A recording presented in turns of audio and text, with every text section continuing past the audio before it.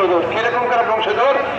সব ঈমান আইয়া আমরা হুজুরের রূহানি সন্তান, ঈমানওয়ালা সন্তান। যে সমস্ত কাফেররা বলছিল তারা ঈমান কবুল করে ইসলামের ঈমানের বংশ চলছে। আল্লাহ পাক আমাদের সবাইকে রাসূলুল্লাহ সাল্লাল্লাহু আলাইহি ওয়াসাল্লামের তালিমাত, আল্লাহ পাক যে নিয়ামত দিয়েছে এই নিয়ামতের শুকরিয়া আদায় করার জন্য তৌফিক দান করুন। আমিন। ওয়া আখিরু দাওয়ানা আলহামদুলিল্লাহি রাব্বিল আলামিন। Avenue Caer President, Buya Karbo.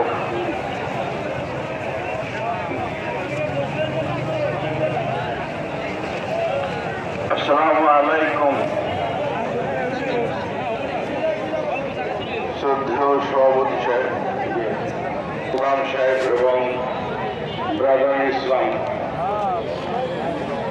আপনাদের দান খয়রাতের জন্য আজও পর্যন্ত এই বার্তা এই পর্যন্ত এসেছে। আমরা বকরিদে বলেছে, রমজানের ঈদে বলেছিলাম যে পশ্চিম দিকে আমাদের একটা গেটের প্রয়োজন আছে। তো ইনশাল্লাহ আপনাদের দান খয়রাতের বরকতে আমরা পশ্চিম দিকে আরেকটা গেট দিয়ে দিয়েছি। কারণ একটা গেটে যাবার সময় অনেক বৃদ্ধ মানুষ, বেমারি মানুষের কষ্ট হয়, তাই তার জন্য পশ্চিম দিকে আর একটা গেট আমরা বানিয়েছি। গত ঈদে বলেছিলাম, এবার ইনশাল্লাহ হয়ে গেছে। কিছু আমরা ঋণ আছি, সেটা সম্বন্ধে সেক্রেটারি বলবেন। তো হিন্দুতে কথা আছে, কটি রাত हंगामा दुश्तरी में तेरी शहर करीब है खुदा की नाम ले शाकी। আমরা অনেকেই সারাটা জীবন এভাবে কাটিয়ে গেলাম।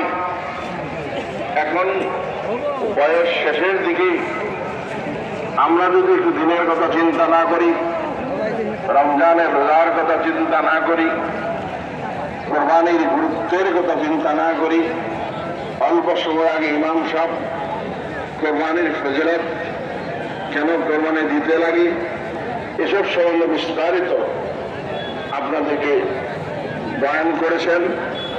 এই গুরুত্বের দ্বারা আমরা যেন বুঝতে পারি যে রমজানের রোজা কি দরকার এবং কোরবানির কেন দরকার, এটা আমরা নিশ্চয়ই বুঝতে পেরেছি। আল্লাহ পাক যেন আমাদেরকে বাকি জিন্দগি সহি আমল সহি ভাবে করার তৌফিক দান করেন। সময় খুব কম, কারণ আজকের দিনে আর বক্তৃতার সময় নাই। কুরবানির ব্যাপার আছে, শুধু আপনাদের গিয়ে সেগুলো সব কিছু হিসাব দিবেন, তারপরে ইমাম সাহেব নামাজ আরম্ভ করবেন। এ পর্যন্তই। আসসালামু আলাইকুম।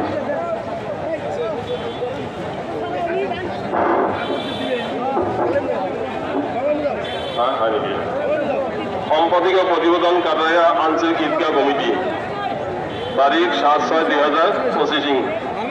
আসসালামু আলাইকুম ওয়া রাহমাতুল্লাহি ওয়া বারাকাতুহু। আজকে এই পবিত্র ঈদুল আজহা শুভেচ্ছা ও শুভকামনা জ্ঞাপন করে কাটারিয়া আঞ্চলিক ঈদগাহ কমিটির পক্ষ থেকে পরম করুণাময় আল্লাহর উপর ভরসা করে